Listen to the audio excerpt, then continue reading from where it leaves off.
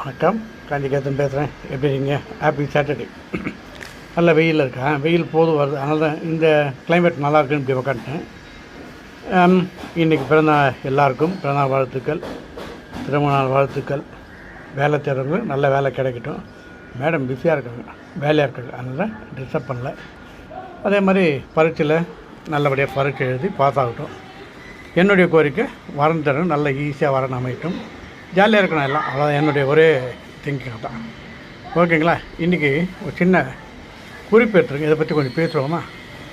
அதாவது இந்த 6 வழியில் நம்ம ரொம்ப பாதிக்கப்படுறோம். ஏன் நம்மளுக்கு மட்டும் இப்படி நடக்குது அப்படின்னு.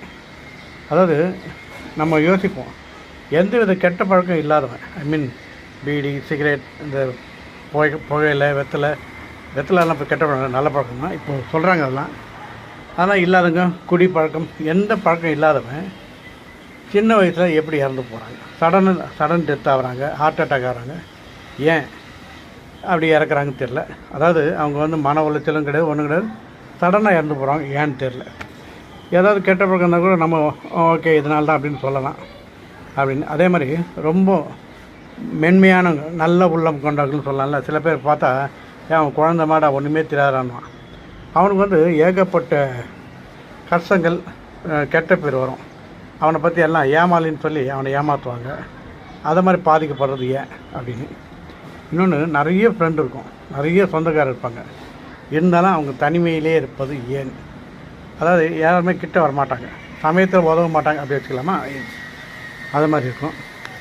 அதேமாதிரி பிறருக்கு உதவுவது நம்ம ரொம்ப ஹெல்ப்பிங் மைண்டு அப்படின்னு நம்ம ஒரு பாவம் நினைச்சி, பாவம் இல்லை, ஒரு ஹெல்ப் பண்ணலான்ற நல்ல எண்ணத்தில் நம்ம செய்வோம்.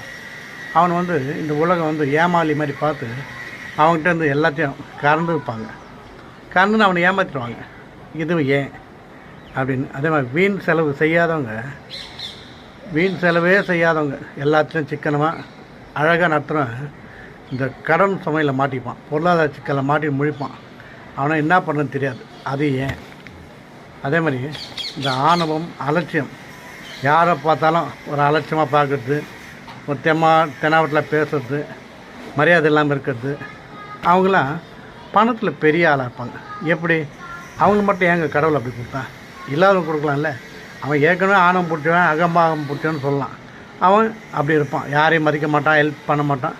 அவங்ககிட்ட அவ்வளோ பொருளாதார வசதியாக இருப்பான். இது ஏன்?